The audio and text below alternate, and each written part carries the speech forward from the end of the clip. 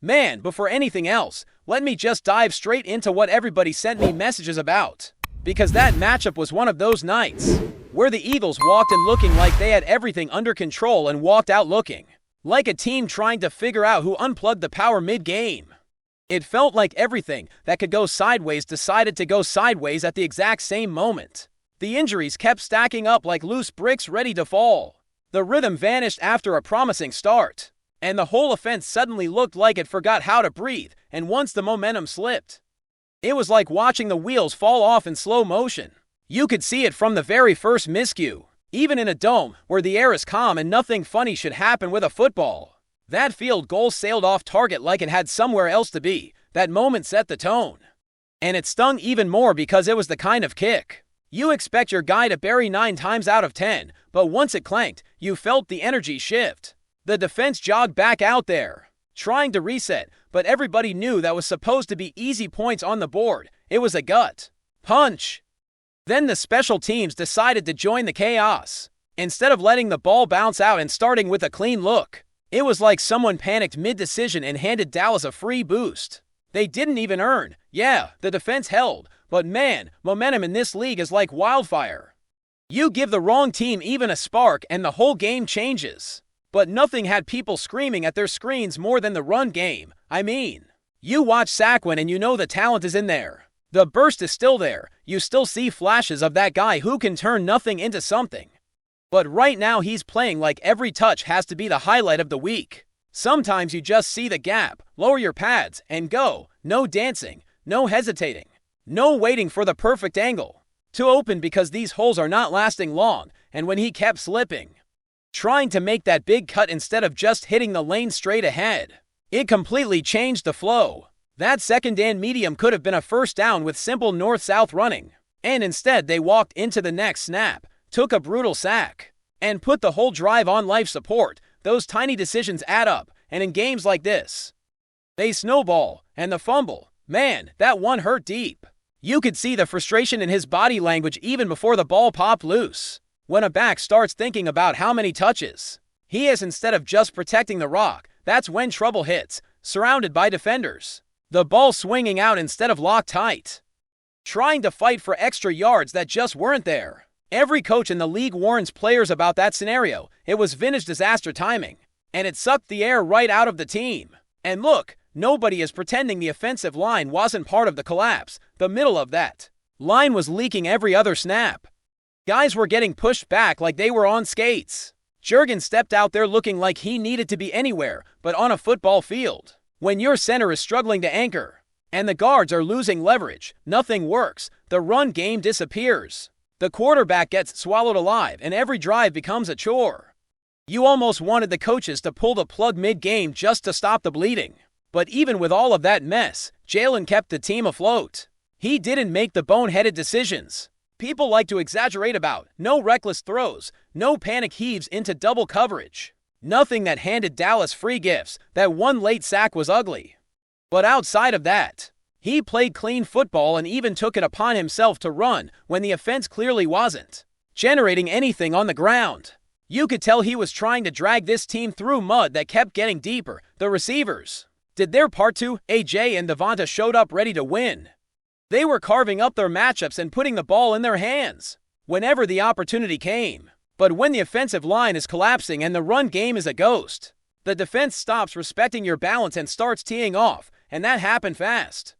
Dallas stopped worrying about anything except crashing the pocket and jumping predictable routes, because the whole playbook looked stuck on repeat. And don't even get me started on the penalties. 14 flags, 14. You can't compete in this league when you're basically giving away an entire field's worth of free yards through careless mistakes, pre-snap errors, unnecessary grabs, off-balance blocks, blown assignments, even lining up with too many guys on the field, stuff that makes you want to throw your headset at a wall. You expect 1 or 2 bad calls a game, maybe even a questionable moment that swings momentum, but 14. That isn't officiating. That's discipline falling apart, and those missed defensive opportunities were just as painful. When you get a ball thrown straight into your hands late in the fourth quarter, you have to make that play. That could have slammed the door shut. Instead, it slipped. Dallas kept moving, and they turned that same drive into points. That's how games flip. one missed catch into a touchdown the other way. It felt like every unit took turns making a mistake that fed into the next disaster. Then there was the secondary trying to patch itself together after the injuries. Guys being moved around to spots they aren't built to play, mismatches popping up all over the field. Young players trying to hang on against wideouts who sense blood in the water. And when the safeties started dropping, the whole back end looked like a fire drill. You could tell certain guys were out of place just by the cushion they gave. And seeing one corner get cooked again and again on the outside made it painfully clear that he belonged in the slot, not locked up one-on-one against a physical wideout who lives for that matchup. It was a storm, it was chaos, and it was one of those nights where every single mistake found a way to matter. But even after all of that, the team walked out still clinging to the top seed, still controlling its own destiny, still with a chance to fix this before it spirals into something uglier. They've got a shot at bouncing back against the Bears team that can heat up fast and will punish every mistake if you walk in sloppy. And if the Eagles don't get the run game corrected, don't fix the discipline issues, and don't find a way to stabilize the O-line, they'll be in another fist fight they shouldn't have to be in. And the craziest part of all this is how the entire vibe of the game shifted. Even though the Eagles walked into halftime looking like the stronger team, that first half felt controlled, felt organized, felt like everyone understood their assignments. The defense was swarming. The offense was stacking drives together, and even with the minor mistakes, you could sense a level of confidence that usually carries into the later quarters. But the moment the third quarter kicked off, it was like somebody unplugged the controller and plugged it back in with all the settings scrambled. The timing was off, the chemistry looked scrambled, and the awareness that usually keeps this team calm and composed just vanished. You could see the frustration growing snap after snap as the Cowboys slowly chipped away at the lead, like they were performing surgery with no anesthesia. It started with the offensive rhythm disappearing completely. Every first down felt like a chore. The run game was still stuck in neutral. The blocking up the middle kept collapsing like a flimsy cardboard wall. And Jalen was back there trying to orchestrate something with a pocket that kept shrinking on him. The man was fighting for air. You could see it in his eyes every time he scanned downfield and realized the reads he expected weren't opening. When a quarterback starts anticipating pressure before it arrives, that's when everything turns chaotic, and it wasn't paranoia. The pressure really was coming from everywhere. Missed blocks, blown assignments, slow pickups on stunts. It felt like every weakness Dallas expected to find was sitting gift trapped on the field. Meanwhile, the Cowboys were capitalizing on every mistake like a team that smelled fear. Whenever the Eagles backed themselves into a corner with another penalty or a stuffed run, Dallas immediately went into attack mode. They weren't doing anything special schematically. They were just waiting for the Eagles to blink, and once the momentum tilted toward them, it was like watching a snowball turn into an avalanche. You know how divisional games get when that shift happens. All the past rivalries, all the old grudges, all the emotional charge suddenly come alive, and you start feeling every ounce of pressure. But what really made the night feel heavier was how the injuries kept piling up. At the worst possible moments, losing key defenders left the secondary scrambling to fill gaps. And once the rotation started shifting, the Cowboys knew exactly where to target. They went straight after the mismatches. They went after the young guys. They went after the corners who were suddenly playing on the outside instead of inside. And they went after the safeties who had to pick up responsibilities they weren't expecting. The field felt tilted. Like every adjustment the Eagles made just opened a new weakness somewhere else. The linebackers were doing everything they could to keep the unit steady. But once the back end started bending, they had to cheat deeper, and that opened lanes underneath. Suddenly those short passes were turning into chunk plays. A simple drag route suddenly looked like a 40-yard sprint, and when those explosive plays started hitting, it forced the defensive front to try to overcompensate. That's when overpursuit happens. That's when guys start losing their gaps, and that's when the Cowboys took full advantage. Still, there were moments, real, tangible moments, where the defense had the chance to slam the brakes on. The collapse, a dropped interception here, a missed sack there, a blown tackle that should have resulted in 3rd and long, but instead turned into a fresh set of downs. Those little moments add up, and in close games, they're the difference between walking out with a win and walking out with a hollow feeling in your chest. You could see the frustration in the players' faces. They knew the plays were there to be made, they just didn't finish. And as the Cowboys kept climbing back, the sideline tension grew. You could see conversations happening between coaches and players that didn't look like normal adjustments. They looked like disagreements. The body language said a lot. A couple of guys shaking their heads after coming off the field. A few frustrated gestures after certain calls. Players looking over at the sideline like, "What are we doing?" And when that starts happening, it tells you the trust in the game plan is cracking.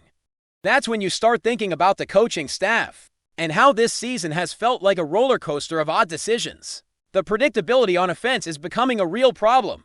Too many plays feel like reruns. Defenses already know where the ball is going before the snap. It takes creativity to win late in the year, and right now, the offense feels like it's living on old pages of a playbook that everyone has studied too many times. You watch the routes and see defenders breaking on the ball like they knew the design 10 seconds before the snap, and that's where the coaches need to step up. Because you can't keep rolling out the same script and hoping defenses magically forget how to read it. Then you add the sideline confusion. Players not knowing who should be on the field. Miscommunication with substitutions. The embarrassing moment with too many men on the field at a critical time. Those are the kinds of breakdowns that scream lack of preparation. You expect that from a rebuilding team, not from a squad fighting for the top seed. And when those things keep happening, it becomes hard not to question whether the voices calling the shots are seeing the same problems everyone else is seeing, and even with everything collapsing, it still feels like this team is capable of more than what they're showing. That's the most frustrating part. It's not a talent issue. Not when you see flashes of dominance in the first half. Not when you see Jalen out there keeping drives alive with pure instinct. Not when you see receivers winning one-on-ones. Not when the defense plays shutdown football for entire stretches. The problem is consistency. The problem is finishing. The problem is adapting when the opponent punches back. That's what made the meltdown so brutal. It wasn't some blowout where the Eagles were outmatched. From the jump, it wasn't a game where the roster was too depleted to compete. It was a collapse fueled by avoidable mistakes, bad execution, shaky coaching decisions, and a complete loss of control over the rhythm of the game. All of it combined into a disaster that's going to be replayed by fans and media for years. And you know how fans of certain rival teams are. They're going to keep bringing it up every chance they get. They live for this. FlyEaglesFly News family, smash subscribe and hit like. Your support keeps the freshest Philadelphia Eagles updates flying in.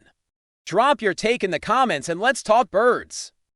A storm of whispers is circling the league after a supposed behind-closed-doors outburst from Dallas Cowboys owner Jerry Jones, one that, according to insiders, left NFL executives shifting uncomfortably in their seats. The murmur began when an anonymous source claimed that Jones let loose on the Philadelphia Eagles, leveling accusations so sharp that league officials are reportedly hesitant to dig into them. No one seems ready to confirm anything outright, but the tension around the alleged remarks has already taken on a life of its own. People close to the situation say Jones hinted that certain organizational advantages enjoyed by Philadelphia have gone unchecked for far too long, sparking curiosity about what exactly he meant.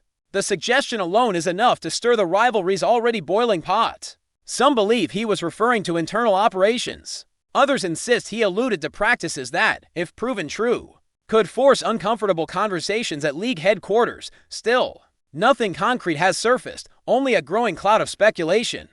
The whispers have traveled quickly through front offices, locker rooms, and media circles. Some executives reportedly feared that even an informal probe could drag the NFL into a spotlight it isn't eager to stand under. Meanwhile, fans from both sides have taken to debating what Jones might know, what he might merely suspect, and whether the league might prefer to keep certain rocks unturned. For now, the entire situation exists in that hazy space between rumor and revelation, a perfect breeding ground for conspiracy, rivalry, and endless debate. And as the story spreads, one thing seems certain: whatever Jones said in that private moment has struck a nerve powerful enough to ripple far beyond Dallas. Whether it fades as just another rumor or explodes into something far more disruptive remains the question everyone is now quietly asking. That's a wrap from FlyEaglesFly News. If you want the fastest Eagles updates, subscribe, drop a like, and turn on the bell. Sound off in the comments. Let's talk birds.